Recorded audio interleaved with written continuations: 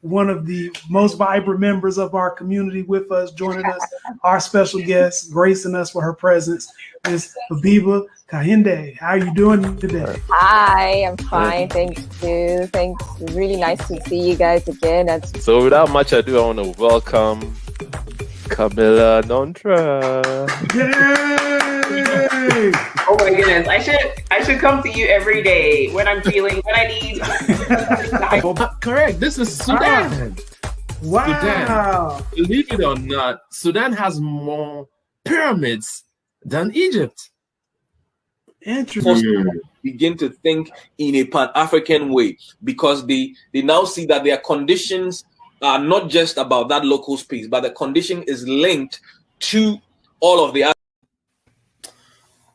Good morning from California, everybody.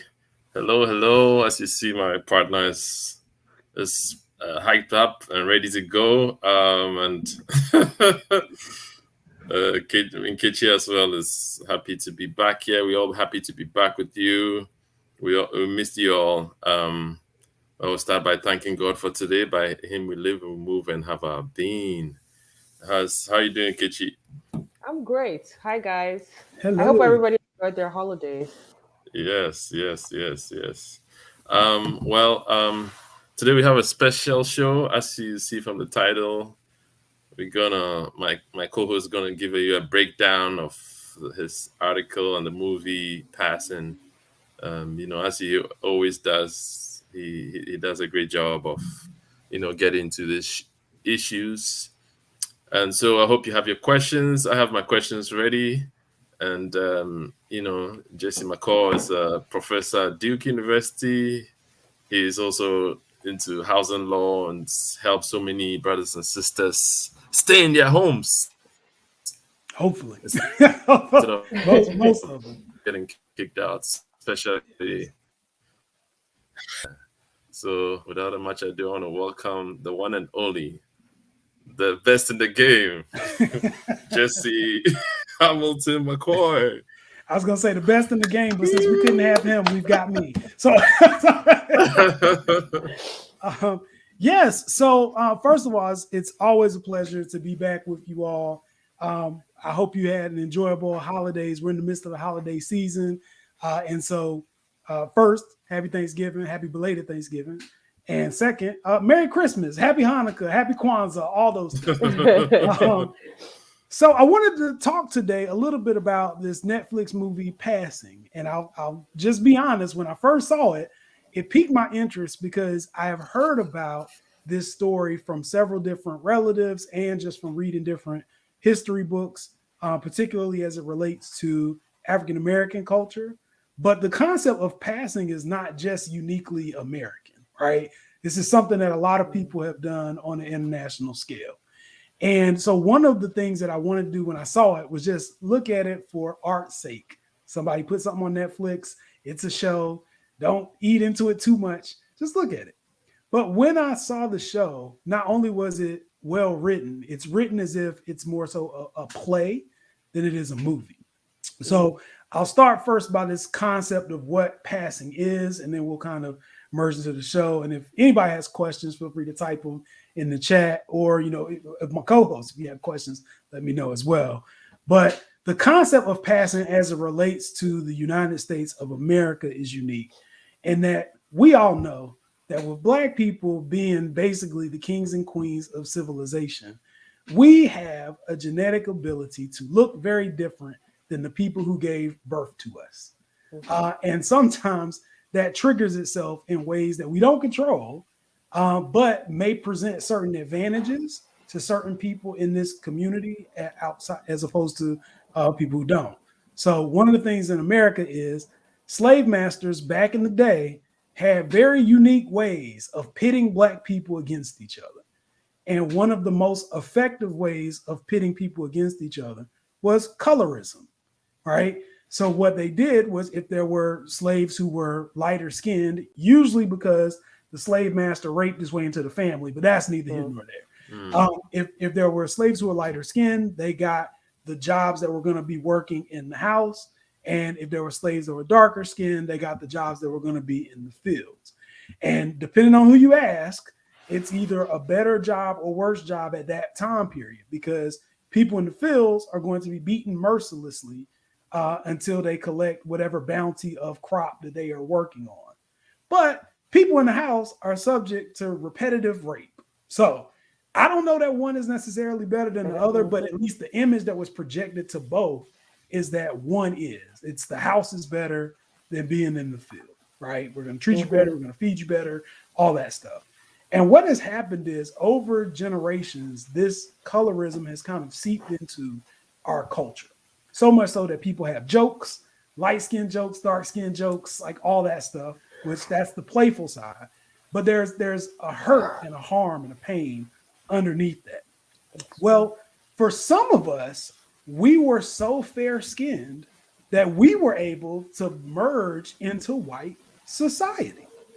And so particularly immediately following slavery, if you were someone who, let's say you are such a small percentage of African American, and you are light enough to cross into white society, well, obviously, white people in America historically have been treated with much greater privilege than African Americans in America, or anybody in America for that matter, right? So if you have a chance at being white, then some people decided, you know what, I'm going to take that chance. And that chance oftentimes came with a huge cost. One cost is you can't just come back to the family reunion, because if people find out that you're not really white, not only is it going to destroy your privilege, it's going to destroy you. They're going to kill you, right? Because you've infiltrated.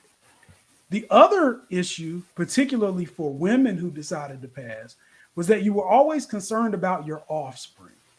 Because what if your offspring inherited a gene that made your child darker, and your white husband now sees that somehow, some way, he's gotten an African American child, right? Probably not going to be too receptive to that. And probably is going to question your loyalty, probably going to question who you are, whether he accepts that you're black or not, right? So there are a lot of issues that create additional detriment. So much so that in, I think it was the 1930s, late 1930s, a guy by the name of James Weldon Johnson, who's darker than me, wrote a book called The Diary of an Ex-Colored Man. And why did he write this book? Because he wanted to scare the bejesus out of white people. Yes. The Diary of an Ex-Colored Man is a book that is written as an autobiography, right? And so people who pick it up think this is a real person. NAACP leader, right? Former NAACP leader and the guy who wrote the Negro National Anthem, Lift Every Voice and Sing. But before all of that, he was just a writer and a very, very provocative one. So he writes this autobiography of someone who has essentially crossed into white society. And when he writes this autobiography and people pick it up, white people start pointing fingers at all their friends because they think the author is one of their friends, right? They're like, you must be the guy. No, you're crossing over or whatever. And they go crazy. When in actuality, as I said, James Weldon Johnson is darker than me, right? So he writes this novel about how he, was dating white women and he was like navigating white spaces and all this stuff. But it also picks up on some of the internal trauma that people have when they make these decisions. And there's a whole category of writers who had that experience, like Charles Chestnut, who put out books to the point where we create a genre at that time called passing novels.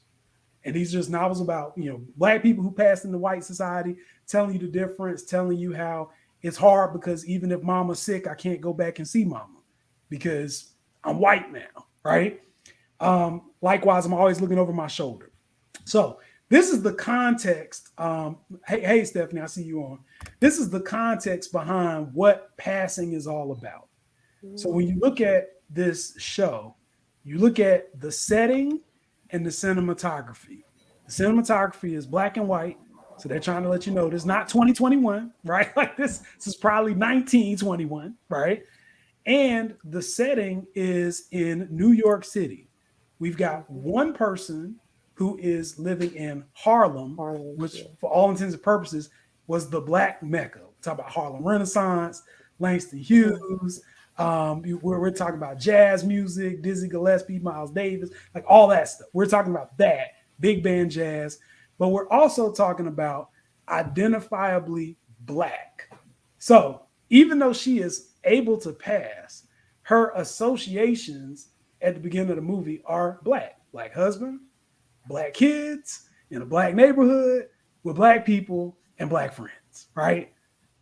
She, however, has dabbled into white society from time to time because she's able to pass, even though she's only passing on a temporary basis. And in dabbling in white society, she's able to go to Manhattan, right? Where it's all white and all rich and all glitzy. And she's able to have a good meal and not be recognized. She's able to experience the slice of whiteness that she doesn't have, but it's by choice. It's not by association. And what happens is while she's living this alternative life as a white person for 10 minutes, right? She runs into somebody who knows her, somebody from back home who is just as Black as she is, but has completely devoted themselves, at least seemingly, to be white. She's got her white husband who doesn't realize that she's a Black woman. She's got white society wrapped around her fingers. She's doing all that she wants to do. And the first thing that happens when these two women meet is an element of danger, right? Because if I know that you're Black and you know that I'm Black, then we have a possibility here to both get killed out here in Manhattan, right? So one person decides, I'm not going to try to talk to you. I'm going to act like I don't see you.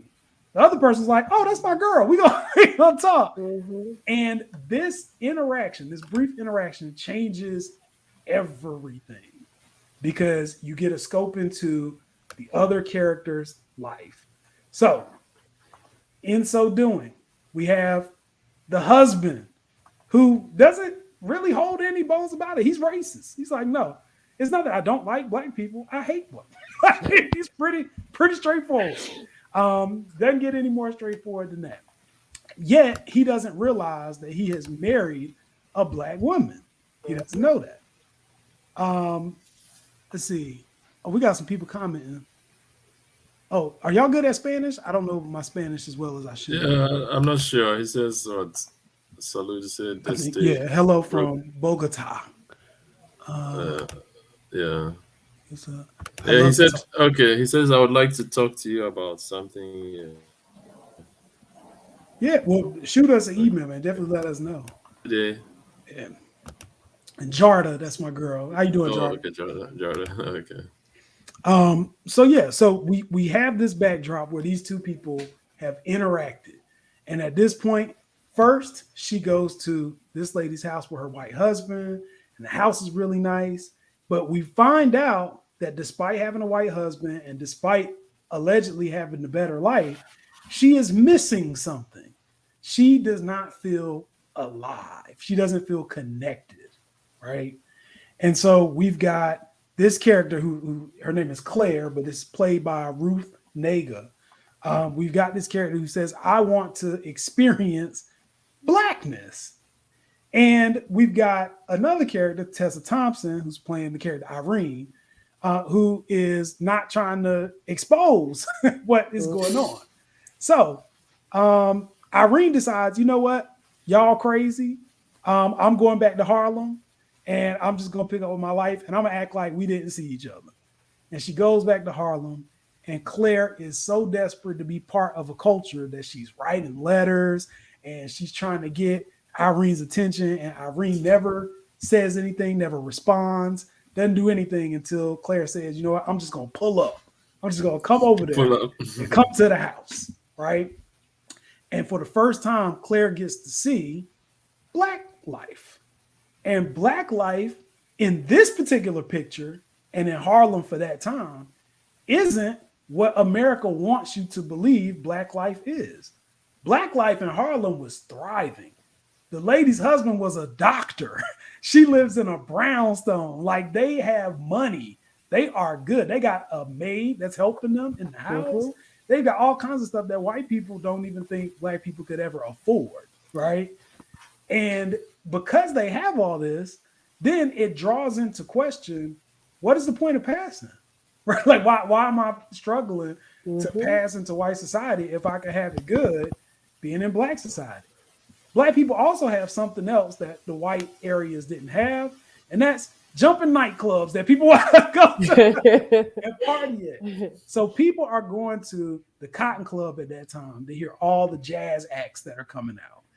And what you see is Claire and Irene approach the clubs very differently. Irene gets to the club, she on the floor. She dances with everybody. If you buy a drink, she's gonna dance, right?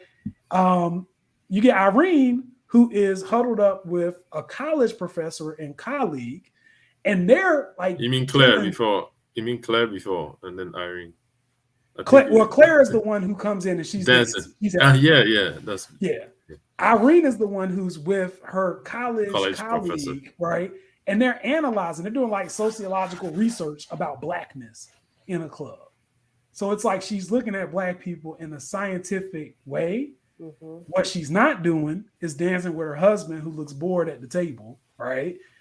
And she's not really engaging in any of the activity at the club. She's just talking with her colleague.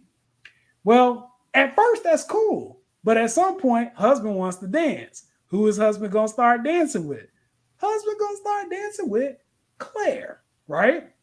So we see the beginning of a relationship here developing. And what happens and what makes this piece so interesting is that you would think, despite Claire wanting to be in white spaces and be white all the time, Claire ends up in many ways defining blackness, or at least serving as a symbol of blackness a lot more than Irene, even though Irene is in Harlem, right? Because Claire is taking advantage. She's meeting people. She's moving and shaking, all that stuff. Whereas Irene is looking from the outside in to say, I wonder why people do this. And every now and then she has to check her college professor colleague because he oversteps, as we all do. White people who are invited into black spaces have a tendency sometimes to overstep, right? It's all fun and games until somebody says the N-word, right? Or something else, you took it a little too far. And now you need a black person to vouch for you before you get your butt whooped, like that kind of thing. So it's an interesting dichotomy between the two. And then what we see spin off from that is just like more and more, Irene is becoming jealous of Claire. And then Claire starts getting a certain degree of power over Irene's situation. So Irene, as she gets jealous, we don't know if I think the author is alluding to the fact that the jealousy may have been a sexual preference for Claire, which would also be something that would push you out of the mainstream for 1920s America, even though it went rampant in Harlem. That's where stuff was going on, but it wasn't something that was open and acceptable in America. And so they have to do this kind of coy, hiding, flirtation thing. But if her focus is Irene, if Irene's focus is Claire, then where is the husband's focus, right? The husband is like, all right, Irene doesn't ever want to spend time with me. Irene always wants to stay at work late. Irene always wants to talk with her college professor. I'm a man, and Irene keeps shoving him off on Claire. It's like, oh, well, you and Claire can go hang out. You and Claire can do this. And what happens? It inevitably is going to happen. Husband likes Claire, right? Husband likes Claire. It happens, right? So Claire now has a certain degree of power over Irene. And the difference between Claire and Irene is Irene has always been careful in everything. Claire doesn't care. Claire's like, no, I'm gonna live my life. I'm gonna be me, right? Even though she's been hiding this whole time in white spaces.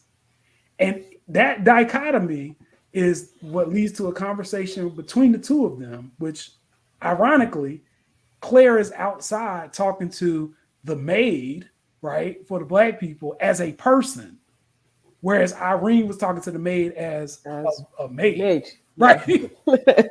so Claire is outside. Okay. Oh, go ahead. Before we move on, I think Jada made a comment, which calls her colleague into question as well. What's his angle? Yeah. It's good. It's, I mean, it's reckless.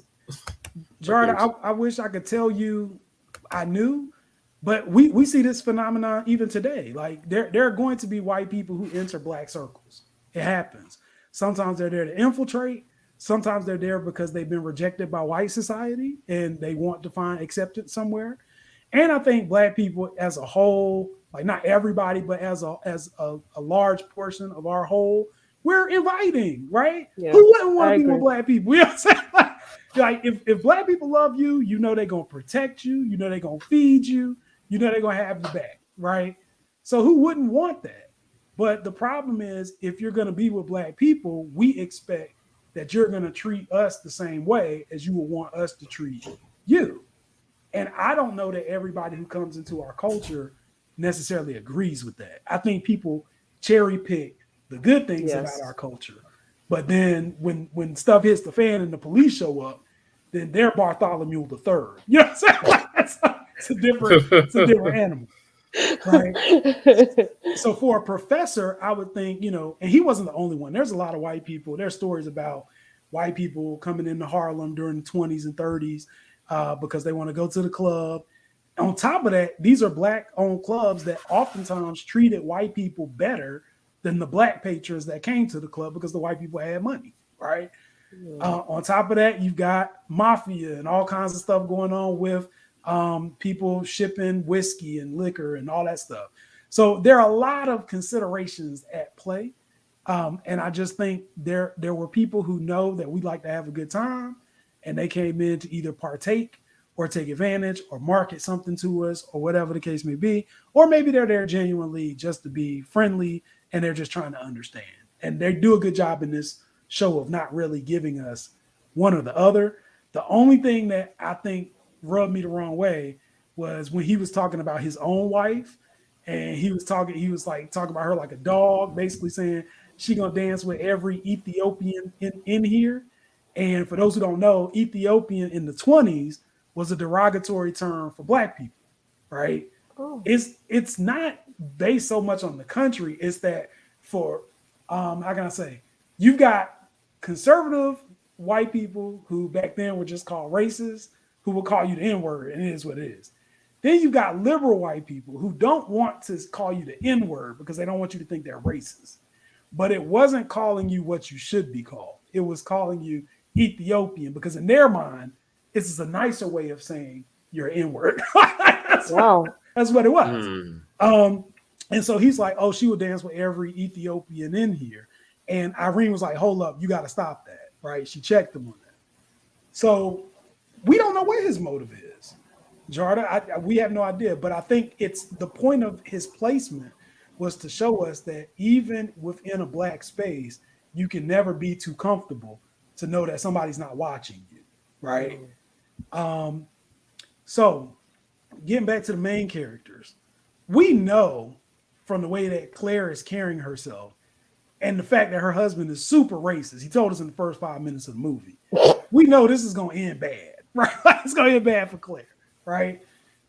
We don't really know what's going to happen with Irene.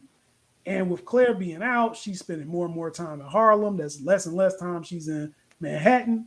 And suddenly we see racist husband pop up in Harlem, of all places, looking for Claire. And he runs into Irene and her black friends, right?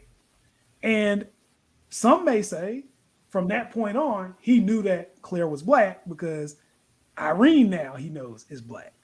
Other people may say, oh, well, maybe he thought these black people work for Irene, whatever the case may be. Who knows? It's art is subject to interpretation. But whatever the case may be, he now knew a general geographic location as to where Claire and Irene hang out at. And it's a black area. And she knows he doesn't like black people, right? So now we got a problem. And ultimately, they go to this huge party that's supposed to be all the movers and shakers in Harlem on the 6th floor. And at this party, while everybody's dancing, getting to know one another, blah, blah, blah, husband finds out about the party, kicks in the door, and is livid. Now, a couple interesting things about that scene. Despite obviously being outnumbered, not one black person put a hand on that white man. Yeah. Right? at all, right? And that's because they were smart enough to know that a black person that's even alleged to touch a white person in the 20s in America, you're gonna get killed. Like that's it. You're not gonna make it. So not only did he get unfettered access to get to Claire without any protection, but he was able to essentially kill a human being in front of a whole room of people and nobody snitched, right? Because you can't be out here telling the police a white man killed a black woman. Nope. So the interesting part of this is we don't actually see the physical push, which has created conversations. And this is where I want to open it up for you guys, because there are theories about, one is who pushed Claire out the window. Was it really the white man, or was it Irene? Right? Because Irene know that Claire and her husband getting cozy, right? What we also know, Irene loves Claire, and she could have been getting possessive. She could have been saying, if I can't have Claire, you can't have. Or maybe it was just the angry white man that came in here, pushed out, and it is what it is. And he's like, hey, thanks for pushing Claire out the window, because now I don't have a black wife anymore. Like, who knows? So we've got a lot of different angles that I think the producer like put in there to make sure that we have these discussion topics to support kind of why people did certain things, or who we think did certain things, without giving us an answer. But the last scene is a picture of Claire's dead body laying on the snow after being pushed out the window. All these EMTs and firefighters and all that stuff around trying to figure out what's going on. Of course, you know, black people and law enforcement, we ain't snitching, we ain't gonna say nothing. And then the white guy crying. And so another question that I would have for you all is, why do you think he was crying? So I'm opening that up because I love the interpretations. I love what everybody has been saying about it. And I'm just curious as to the two of you all. Like, what are your thoughts? Who do you think pushed Irene? Who do you think pushed Claire out the window, and why? And then secondly, why was the racist white man crying in the snow?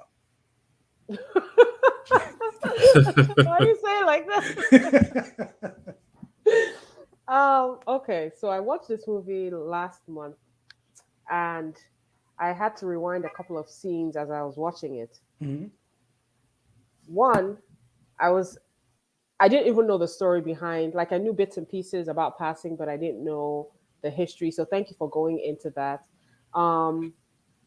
Two, when I rewound it 4 times, I felt like it wasn't that somebody pushed her.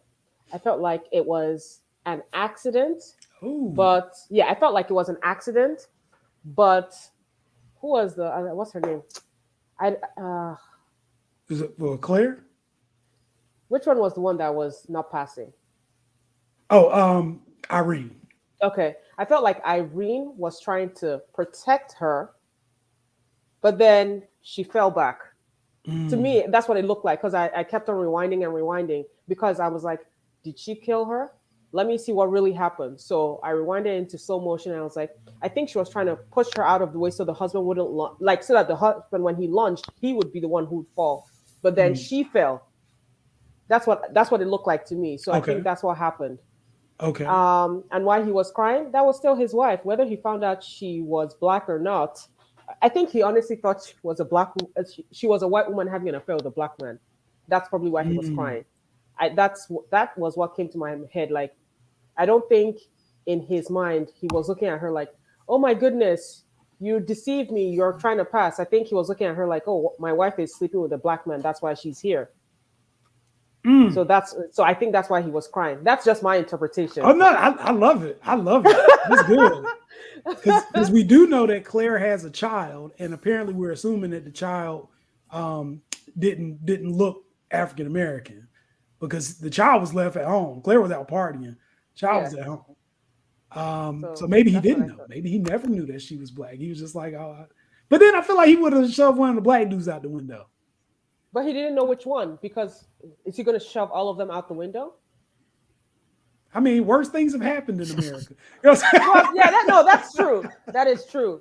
But yeah, that is how I interpreted the ending. And then of course, what's her name? Claire.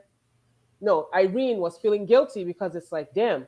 I mean, I didn't want her to be here, but I didn't want her dead. So it's like you can feel guilty because it's like you don't like this person, but then when they die, it's like, damn, it wasn't that deep. Wasn't that serious? Yep. Yeah, it wasn't that deep. So that was my interpretation. Okay, interesting. See, Jarda is saying, I thought Claire fell strategically out of the window because she knew it was over. The husband was crying because he knew all at once that his wife was black. He'd been played. His racism had allowed him to be fooled. And now, how would he explain? Jarda. So, Jarda, I actually think there's a school of thought of people who believe that Claire actually jumped out that window, right? And I think you're right. She knew it was over. Like, you can't go back home to a dude that you know is racist that came all the way to Harlem through all these black people. And Harlem got nice spots, but all the spots in Harlem ain't nice. So he was bold if he came trying to find you. And she knew it was over. And I think, you know, on a deeper level, not to be an artist about this, but on a deeper level, I also feel like Claire embodies what it means to live like a full life, like to live your life. Like we shouldn't have to question what we are or who we're with or where we're going or whatever. You should be able to just be like, no, I'm going to do what I want to do. Right. And when my time comes for me to be up out of here, I can die satisfied. Right. Yes. I think that's, yeah. I think that because when she was climbing the stairs to go to the party, I realized for her, it's like she's finally lived the life that she had wanted to live. She had been suppressed for so many years. And now it's like she was satisfied. Yep. Whatever happens, happens. Exactly. So, even if she's still in her best friend husband, it's all good. Okay, hold on. Oh my goodness. Jesse, hold on. My goodness. So I rewatched it, and as a woman watching it, I didn't see the husband being into her the way you said she was. I saw it like, first of all, which one was who is who? Because I just know them by their name, like Ruth and the other lady. I don't know them by the lady who was married to the handsome black fellow. That's Irene, Tessa Thompson's. Okay, Tessa Thompson. Mm-hmm. So I saw it like she was so busy trying to be this career woman, which is fine, but she also forgot that she was living in 1920s America and she was still supposed to be a wife. Mm-hmm. So all the fun things that she used to do with her husband, at that point in time where they were, she was trying to make things happen. So like going to parties and doing stuff like that. In lieu of her going, she was like, okay, let Claire go. So Claire and the husband developed a friendship, not I didn't see it as a sexual relationship, because when they had that fight right before the party, I was looking at her like, Trick, you're crazy. Like, what's all this for? It's true. It's like, what's all this for? Because she's like, yeah, I see the way you look at her, blah, blah, blah. And I'm like, no, he looks at her like he looks at his friend. I didn't see the chemistry. I could see that he thought she was an attractive woman, but left to him, because I mean, he could have cheated with her and nothing. No, it's not like Irene would have done anything, but he didn't. He still came back and he was trying to be like, hey, I want the three of us, I want the two of us to go. And then she's like, no, go with her instead. I'd rather sit at home and watch the kids. And it's like, sit at home and watch the kids as what? Like that's how I saw those things. It's like, okay, he was looking at her like she's an attractive woman who gives him attention. Is he, on his part, interested in her? Because he had different avenues where he could have taken advantage. He didn't. Or did they just not show it? Did they just not show it? You know, it's still the 20s. They still have class. Everything. Oh my God. Yeah, we can't show you what was happening in the stairwell. We can't show you. Oh, Jesse. But anyway, well, I'm a little distracted because I have something going on here. But let me get through the comments and I'll ask my question. This is Jonathan. Jonathan, we want you on the show. You've been yeah, he's always coming in. He says, hello, family. It feels like home anytime I tune in. I miss you all. Oh, we miss you too, brother. Yeah, we miss you too. Yeah. Thanks for tuning in. And we're glad you appreciate us. And Jada says, I can agree with that. She definitely did us. She pleased. But her freedom was a threat to everyone else's safety. Yes. That's a word Yes, right there. that's very true. Gospel. Because she was just waltzing in a. I think she definitely forgot she was a white woman. Mhm. So the way she would just show up in Harlem, it's like, okay, like, lady, you're white. What's a white woman showing up at this particular house almost every single day having conversations? Like, and back then, it's not like they'll see black people and white people really being friends. It's like, okay, it's either she's sleeping with a man or it's like there's always some silly thing that they're imagining. It's never like, oh, I don't think, honestly, I think back then they knew the concept of passing and they knew some people did it, but as people are, they're not thinking that deep, like, oh my goodness, I bet them Negroes are just all trying to pass. They have the stuff that they always think about, and it's not about black people trying to pass. So even if they saw her at the neighborhood once or twice, it's like, okay, she's a white woman here. But like being consistently showing up, it's like, okay, like, what are you doing here? Yeah.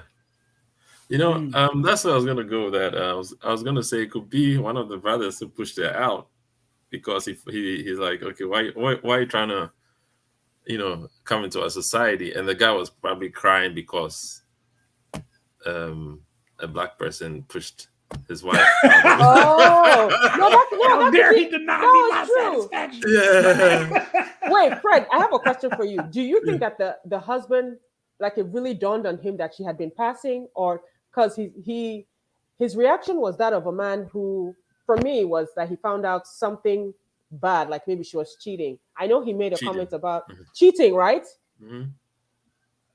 I didn't see it like he was looking at her like, oh, you lied to me. You're black. I felt like he was like, oh, you lied to me. You said you were not going to do this, and here you are having a good time with them Negroes, and it's like 13 Negroes in the house. Yeah, because back then white women were considered like dainty. So a lot of things, if they did things, it's like, no, it's not possible that they did it. Somebody must have considered, what's it called? Not connived, but might have lied to them to make them do it, because on their own, they're good-natured, good, quiet, dainty women. So it's like, okay. Oh yeah, we seduced them. They were seduced. That's how the husband was looking, like, you lied to me, like, you came here she came here, she comes here often by herself, but you don't know that. But to him, it's like the day he decided to follow her, and it's like, oh wow, you came here alone and you're not scared. Yeah. Yeah. Only in the 20s does this work. Because only in 2021, every dude would have lined up and be like, oh, that's your girl? Right. Oh, she in the back. Yeah. Exactly. Who are you looking for? They wouldn't even allow him to go to the back. They would have called her out to meet him outside. Right. Oh, that's your girl? Yeah. Oh, man, we're going to need about 40 more minutes, man. Go down to the Quick Mart. We'll be back. Yeah, but the movie was amazing. I was thoroughly impressed. Well, truth be told, I haven't seen it yet, but because I canceled my subscription on Netflix a while ago until now. I'm about to change my mind because of the oh, bless you, a movie they did a while ago that I thought, once you cross the line, you lose my loyalty. I'll talk about that off screen. So my question is, I wrote a question that I said, some regard this as selling yourself to the devil. Because like you said, once you go white, you cannot go back to mama, you cannot go back to the block party or the cookout. So what's your take on that? I mean, I guess it's one of those things I'll say it was just a different time. Like I used to hate when white people would say that, but it's like, it's true. It's just a different time. So I feel like Black people have never had a problem with accepting ours back. And the sad thing about it is, as much as I give Candace Owens, as much as I give Candace Owens like static, if Candace Owens woke up tomorrow and was like, you know what, everything I said was wrong, and I'm with y'all again and came back, I might not necessarily trust it, but I'd at least give her a chance. You know what I'm saying? So I'd be like, welcome home, sister. You know what I'm saying? Like that kind of thing. Just because that's how we are. And in my mind, even the way I was raised, like my mom raised me to think that anybody who is Black is automatically family. It doesn't matter if you're Where they from are. the same city, state, country, whatever. We're automatically family because the enemy, in my mom's words, the enemy is the white man. Now, if her boss is watching this, she didn't say any of that. You know what I'm saying? But you know, that's kind of how I was raised. So the thought process for me, like it hurts my heart deeper when I see Black people who don't get along with each other, because it doesn't compute for me. It's like, why are we mad? Like, what is going on? So she's talking to me. You gotta get yes, Jonathan, you gotta get back into Netflix, man. You missing it. But yeah, I think that there's that element to it. But I also think this concept of passing, even though we know it in America as a Black-white issue, is not just Black-white. Like passing could also be straight gay, right?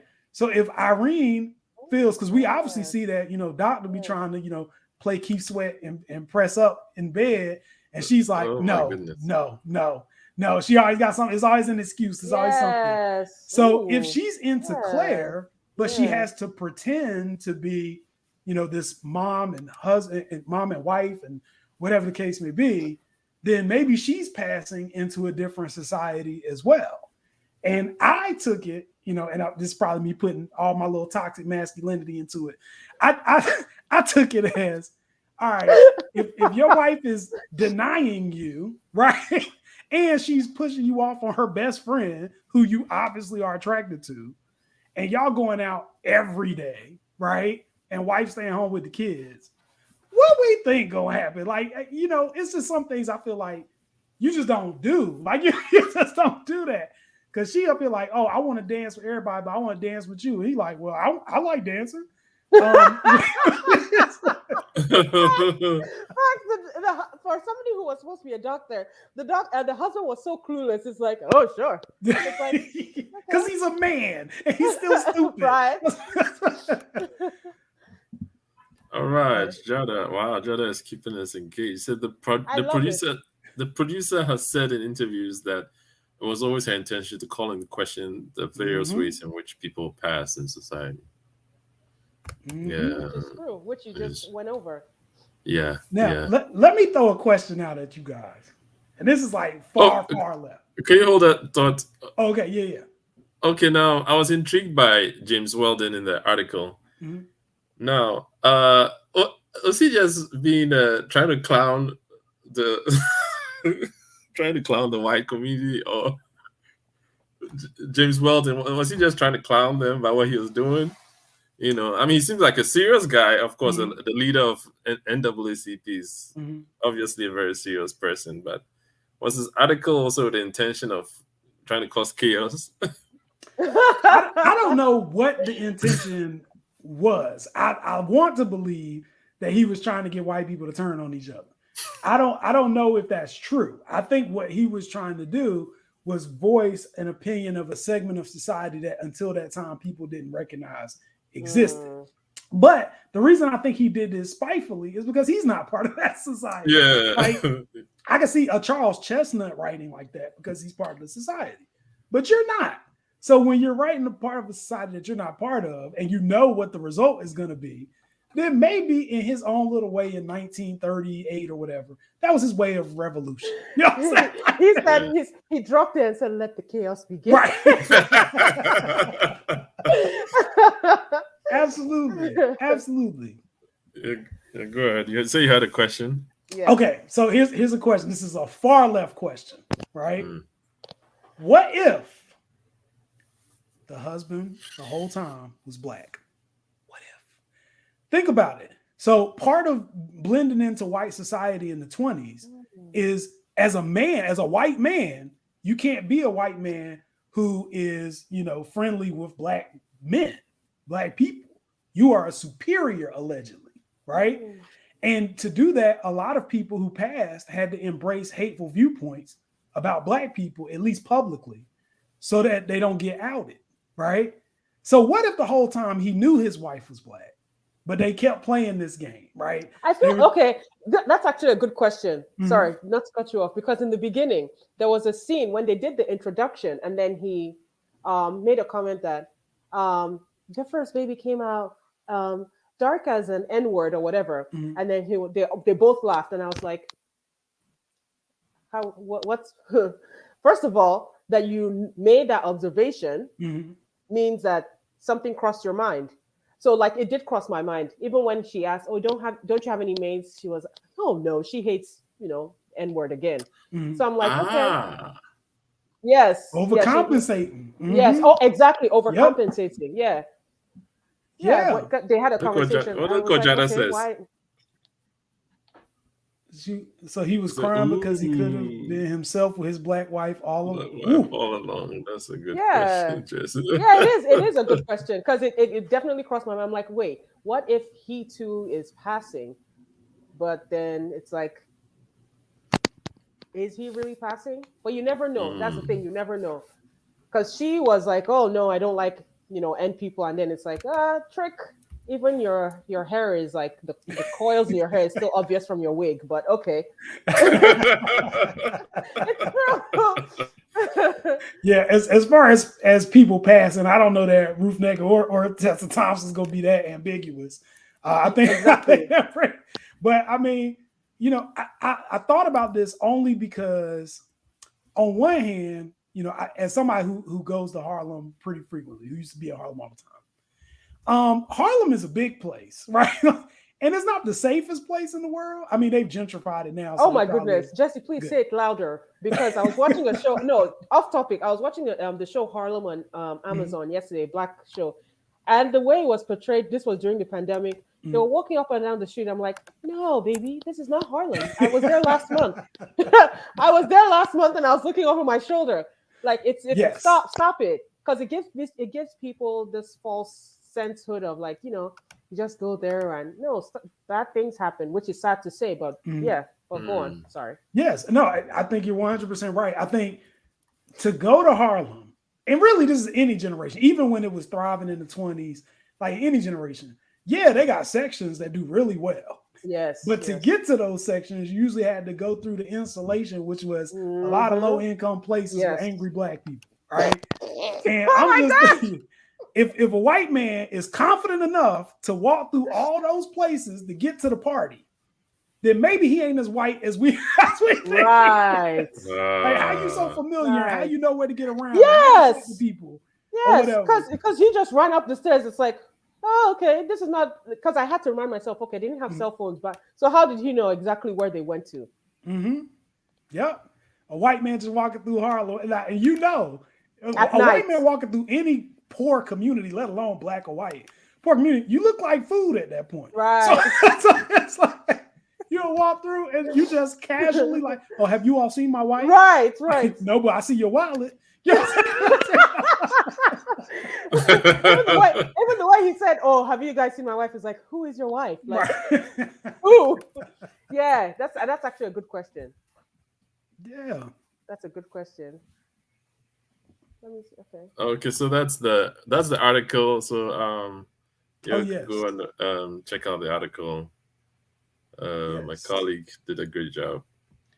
Shout out to the people at Maps Media and Millennials for thinking enough of me to include that. Yeah, good job.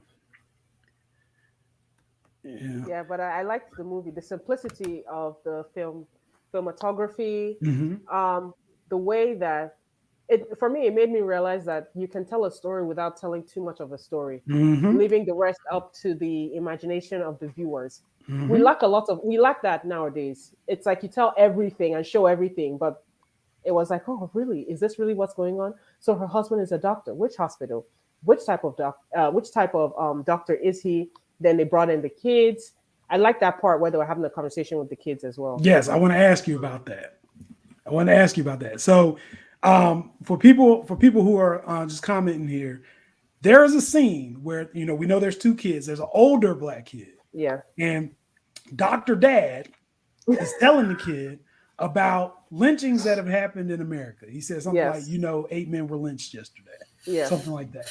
And Irene is like, no, sir, we are not going to be talking about that at the dinner table. This is a place where she's trying to preserve kind of insulation from the outside world. Yes. So they're passing by not being cognizant of all of the bad things that are happening outside of their sphere.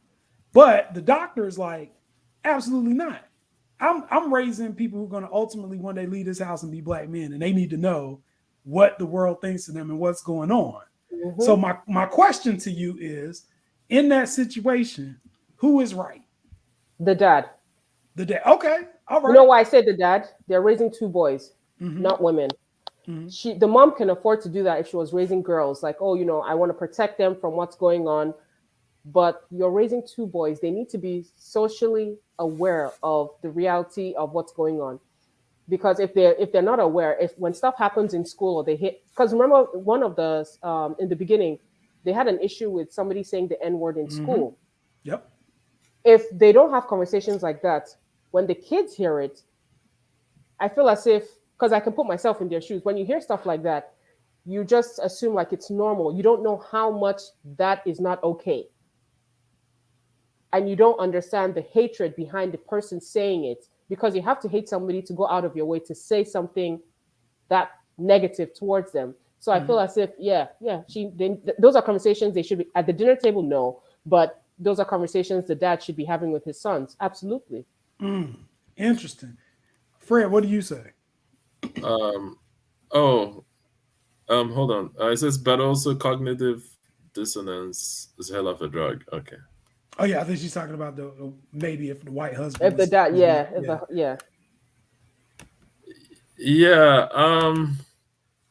Yes, it's I think I'll side with Kechi on this one, but because I mean, but my question to Kechi, why wouldn't it be a conversation on dinner table? Because they're eating. Okay.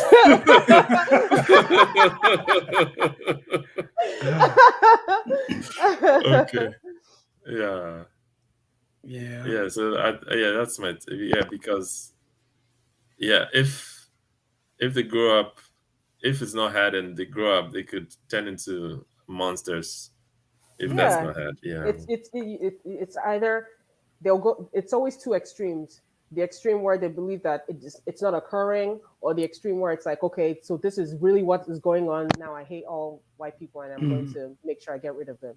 So it's better to have that conversation. It's bad that we're having these conversations, but it's better to have those type of conversations so that you don't go through your teen wishing you look like someone else. Yep. Yeah, we all know little black children are not afforded their innocence for long. Yep. We know that to be true. So herein, I agree with you. I think the dad is right, but this sparked a very interesting conversation in my own household because apparently my view is frowned upon. So I think it comes down to I was told the age of the child, right? Because we know that black kids aren't going to be afforded innocence but for so long, it was impressed upon me by forces that I won't name that we should foster a certain degree of extended innocence to the point that we can, because children, even though the world isn't going to allow black kids to be children, we need to allow black kids to be children within the walls of our house. And my response to that is sort of tainted, admittedly, because I feel like I was one of those people who didn't really get to have a black childhood, right? So for me, I'm trying to find a balance. I'm like, look, like my mom was like, look, here's lynching photos and your sandwich, right? Like that's pretty much what it was. And it's like, whoa. But her rationale for all of that was, I can't have you out here thinking that people love you, thinking that the police are going to help you, thinking that anybody care about you outside of this household, right? And I need you to understand that so that when something goes down, you can get back to this household, to somebody who can protect you. On top of that, we got to remember, like, I didn't have a dad at the house. So it's also this concept of you got to be the man of the house for the family. And what that means is if somebody comes around here who looks shady, you got to be the one to check that. If mommy needs help, you got to be the one that's going to help that. And so part of that, I feel like, makes a very responsible kid and a very like kind of standoffish sometimes kid. But the other part of that is I don't want my son to live that life. Like I want my son to know what it's like to just play and know what it's like to have innocence. I also don't want to hide from him realities of the world, because at the same time he needs to know to come back home and that we care. But what if is there a problem if you do both? Like you don't have to, like you said, depending on the age. For me, you can decide how much information you want to give to them, but at the same time, a child can still be innocent and know that. Again, depending on their age, know that the world is not all that it's cracked up to be. They're like stranger danger and stuff like that. Because I had that. I was innocent for a long time, but I also knew that once you leave the house, you have to be a little bit more cautious, just because one, we're not living in an English speaking country. So for the most part, everybody was not a friend. And then two, we didn't know how to get around. We only got around with our driver. So if you're just walking down the street, you have to also be cautious that anything could happen as a Black child in the 90s in Eastern Europe. So I feel as if you can have both. Yeah, I mean, it's unfortunate because I mean sometimes you don't even have that conversation. They might even be too young, because my niece is what, 5, and someone made a comment about his skin, and another child made a comment about his skin, and she's even on the lighter side, So sometimes you can't even afford before somebody else introduce them into that, and now. And it's making someone who was, outgoing and friendly, now she's cautious of people. And, a child shouldn't have to go through all that. Yeah. Right. Man, that's sad to hear. That's sad. At 5? Yeah. But the sad part is these kids got internet now. And the hard part is like people always talk about the experience. I know my wife used to tell me about when she first found out about slavery, right? They usually teach it to you in like 3rd grade. And she said she came home and she was questioning her dad, like, you knew about this and you didn't tell me. Like, we used to get all about people. And so I think, there's that reality, but now it's not just hidden in the textbook. Now it's like you Google the wrong thing. You're trying to type in lie and you mess up and throw an N in there. You're going to get photos, right? Yes. And at that point, as a parent, it becomes harder to be reactionary than it is to be proactive. Like if I feel like if I've already I haven't shown my son lynching photos. I'm trying to hold. No, I mean I wouldn't expect you to. Yeah. But like for police brutality or things like the Ahmaud Arbery situation, George Floyd, Breonna Taylor, like all that stuff, I think it's important for him to know what happened and to see how the court process played out, and that it's not always fair, right? And understanding that the world's not fair. And understanding that I just feel like as Black people, particularly as men, this is kind of an aside for boys growing into men, but as Black people, we all got to protect ourselves because none of us are safe out here. As Black men, we have, I think, an added responsibility because at some point we need to be protectors of a community, right? So we can't just sit here and say, well, I made it. Sister, I hope you make it. like whatever. At some point, you got to say, look, no, we both gonna make it, right? Yeah. And I think the hard part is it's hard to like bestow that on somebody who is still trying to figure out like numbers and alphabet and all that. But they're not going to get a lot of time to figure that out before it's going to become necessary, right? And we had a was it TikTok? I think TikTok was doing one of their like many different things, their gimmicks, but one of the gimmicks was Black people on TikTok were saying the first time that they got called the N-word. Like, and I think white people who were watching it thought, oh yeah, we were 23 and we were at the office. Like that's what white people thought we were going to say. And Black people were like, well, I was in 1st grade. Right. And they're like, oh, I didn't know people even knew what race was. It's like, yeah, well, maybe the kid that called you an N-word didn't know what race was, but he heard his dad say it. So it's one of those things where I feel like we want to beat it to the punch. We don't want somebody else to do that and our kid to have that experience. The other thing is I don't want my kid to ever be distrusting of me. So if he's like, you didn't tell me that, what else are you not telling me? Right. As opposed to, oh, they called me this, I already knew. And, you know, I'm calling you from the principal's office because I handled it. You know what I'm saying? I handle my business. But you know, I'll tell you one funny story. One of my colleagues, pastor friends, he said this son came straight from Ghana, and I mean mostly Latino school, and they commented on his skin. And you know, back home, we were ready to throw down, and he gave the guy a punch. Just give him poop. And so his father had to talk to him like, okay. I mean, that's how I was raised. I used to get into fights all the time with the white students in school, because they would say stuff like, "Oh, you're monkey this," or "monkey that," or make racist comments. But they wouldn't. Back then, the N-word wasn't prevalent in the school that I went to. But I was always getting into fights with white boys. And then every time I'd come back, my mom would say, "I hope you were not just crying. I hope you beat them." I hope you beat them. I love it. I love it. Okay, let's get to Jada. She says this is the same argument that came out of King Richard. The father wanted my next movie to watch. Yep. Yeah, innocence for as long as possible, and also the family. Many others perceive that as wrong. Now, I hope you're not gonna ruin it for us, Jada, since I don't think any of us have seen that yet. No, not yet. Yeah. And I can't imagine that's a situation involving media. So that's a whole nother thing. I'd be choking everybody.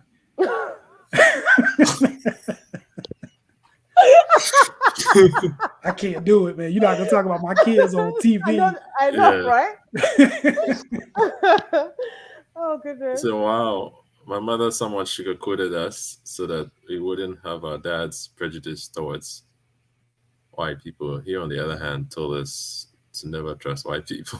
Oh, he grew up in my household. I hate to be like that because I do know. I will say there are some white people I feel like who are okay, who are cool, but you got to earn that. You know what I'm saying? Like you're not gonna default walk in with it. Yeah. Okay, I was called a barn N because of my light complexion as early as Head Start of 4 years old. Yeah. Jonathan, by who though? Like, how do kids know these things? That's yes. How? Yeah, because they heard their parents say, like, you know, parents be saying it. But then, what type of conversations are the parents having that would prompt them to say the N-word? Racist ones. I mean, I'm just thinking because I'm not a parent yet, but I'm thinking about like if I'm in my house with my kids, which type of conversations will I be having with adults? First of all, that my kids would even be present to be listening to, because when my mom used to have adult conversations, she sent us to the room. Yeah. So if the kids are there, would you not be cognizant that they listen? So why are you having conversations that are racist around kids? So Kechi, I think the issue here is you were raised in a household with common sense and decency, right? but I think other people are raised in a household with folks who don't necessarily exhibit those same values, right? Okay. So particularly, like I know when I was young, white people had they knew all the jokes that their dad was telling at work, all about, you know, and we got called everything, so N-words, monkeys, whatever. But it wouldn't just be like outright calling you that. They would make you think about it. So they would be like, you know, nobody would say you're a monkey. They would be like, I bet you like bananas. And you're like, huh? And you had to put it together. And then you get mad 10 minutes later about somebody else because you like, oh, you just tried. So no, they did not. Are you serious? And don't mess around and actually like bananas, because then you just a sellout. Everybody, all the black people looking at you like, really? You just gonna eat the banana? Huh? So it's like some people they embody that and they nurture it because racism only survives because it's been passed down, right? So your kids see how you interact with black people or lack thereof, how you talk about black people, and they embody what you do. And I think for so long in America, black people, when we came to this country, we weren't deemed as humans. We were deemed as tools, farm animals, like shoes. You know what I'm saying? And so there's not a recognition of our humanity, of our pain, of our existence, or anything. There's just a recognition that we exist for the pleasure of white people, apparently. Yeah, it definitely shows. It shows in a lot of things. Mm-hmm. But that's why I'm trying to get people through this platform to get out and travel, because I love hearing the way you grew up. I love hearing the way Fred grew up. I love hearing the way, so Black people who are watching this, no matter where you are in the world, can know that there's not one Black experience, and that there are other things, not to say there's a perfect place, but there are other things that may happen less frequently and other things that are supportive that may happen more frequently in other places, and your community is strong. Yeah. Oh, Jada, never mind. It's fine. Hey, other Ketchy. Hey, Ketchy, how you doing? And then Jonathan says the town I was born in is Brownsville, Tennessee, outside of Memphis. Very racist area. Schools desegregated in 1970. Wow. Yeah. So the government ordered them to desegregate in 1956, and they was like, "Nah, we're gonna take 14 more years." Right. Wow. Yeah. And then Jonathan again says, and people don't want to. Oh, sorry. And people don't want people to have critical race theory when hardships are current and not too long ago. Right. That's a whole episode, John. That's a whole episode, yeah. That's a whole episode, man. Critical race theory in and of itself. There was a lady on Twitter who's talking about how it's the whole point of them attacking critical race theory is to make it toxic to talk about Black issues. And I'll tell you all the other side of that just because I got a little inside information. A couple years ago, Congress had their first hearing on the prospect of reparations. And I'm friends with a couple people who are on that congressional panel to try to figure this thing out. And what they have told me is that there are people who, from political motivations or whatever, have been planted on that panel who look like us, but who are there to sabotage the research that they're doing for reparations. Because the whole concept is critical race theory educates people more so on why reparations is necessary. And that way, when you hit them with reparations, you can't necessarily say, oh, well, no, you don't deserve it. Right. Ignorance is bliss on this. So what they're trying to do first is to say, instead of issuing cash payments, what we want to do is make reparations something else. Maybe we give you an extra park with an extra basketball. Or land. Yeah, like that kind of thing. And so if they can't get past the research and analysis stage, then they can't get to the proposal stage to even have a vote. And so they think it's just going to be one of those things that gets extended in that research period, unless we're able to somehow weed out those folks who have been planted by certain political officials and parties to keep it stagnant. And I say parties with an S because it's not just one, right? It's both of them. Yeah, don't trust. Yeah. So that's my beef. I mean, just not to say. I mean, I don't like to compare other people's suffering with our suffering or whatever. But what happened with the Japanese? Well, I mean, what happened? They were given reparations. Italians, same. You know, all the other groups, Jewish people, same. I'm not saying owners. Yeah, slave owners got reparations. So why not? Why not us? Why not the brothers and sisters who? I mean, not me. I mean, I know my background, but why not? You know, people like Jesse and Jonathan and Jada. That's true. Yeah, that's true. I mean, I know the answer to that. The answer is if the federal government actually paid us the value of what our ancestors contributed to this country, there would be no United States, right? We would own everything. And when you own in the United States in a consumer-based economy, you then inherit the power. Yes. That's decision-making power. That's power to dictate what the government does. And they don't want to do that, right? And I would be like, for me, I don't have any like preconceived notion that we're going to get reparations. I don't think we will, but I'm always going to advocate for it, right? But at the same time, I also think we don't necessarily have to wait on the government to accept and recognize all the harm that they've done to us. True. So it's more so about us saying, you know what, we still going to keep you accountable for what you did, whether you want to pay this year, next year, 20 years from now. Yeah. But in the meantime, our job here is to be successful in spite of all the obstacles that you put, so that when we get successful and we can have our own, transnational corporations and all that stuff, then when you say, well, you're not buying from us anymore, why are you buying from a manufacturer in the Congo, blah, blah, blah, blah, blah, then we can be like, because we don't need you. Yeah. And I tell people the same thing, like, I see a lot of similar discrimination, not to the same extent, but like now for Latino populations, particularly undocumented folks who come here, and folks like talk down to them, folks treat them bad. But what I also see is they have a spark of the same kind of survival mechanisms that we do, because I see them go back to their community and work together and build, and they'll sit there and let you disrespect them with a smile on their face. Right. They'll come back and take your company. Yeah, no, it's true. It's true. It's true. Yeah. All right, we're wrapping up here. Let's go through the comments. Jonathan says, at the same time, America still has Columbus Day, yet it craps on the luncheon. Okay, luncheon of native sisters and brothers, and then lynching. Oh, lynching. Okay, yeah. Lynching typo. All right, lynching Shout of out native. to the indigenous populations too. Yeah. Okay, and then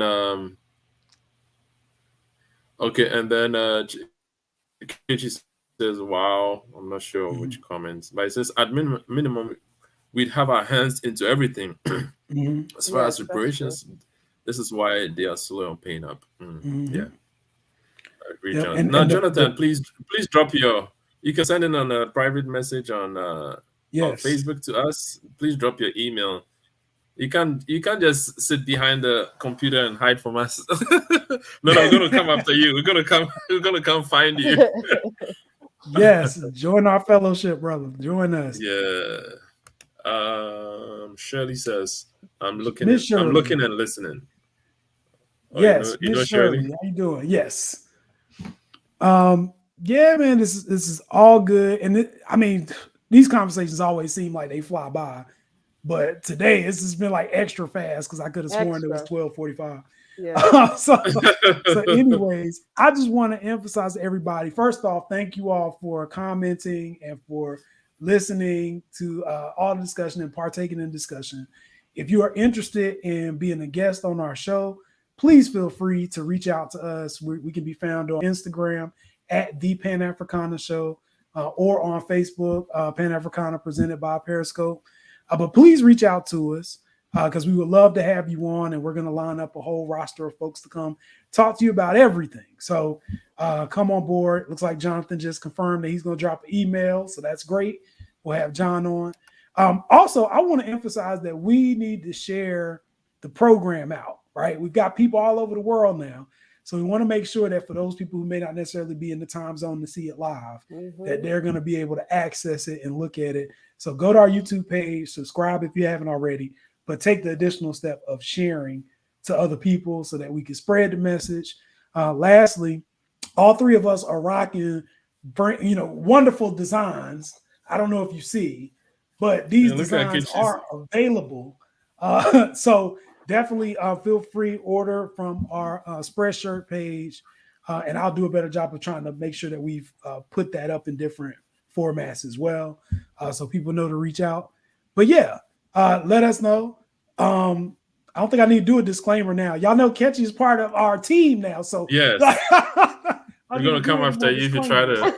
We're gonna come after you. Ketchy has been a sister for I think 8 years now, although she we're not in contact, but I've known her, and the first day I met her, she became family because she was already G's family. Yeah.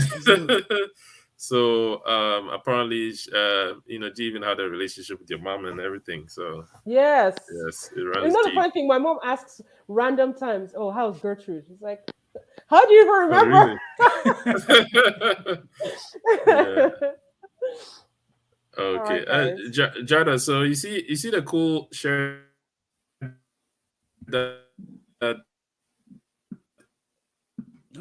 I think you figured it out. Kitchi has.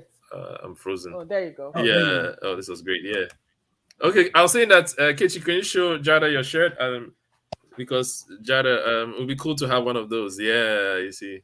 my sister has one and my wife has one, and we try to give it to all our sisters out there.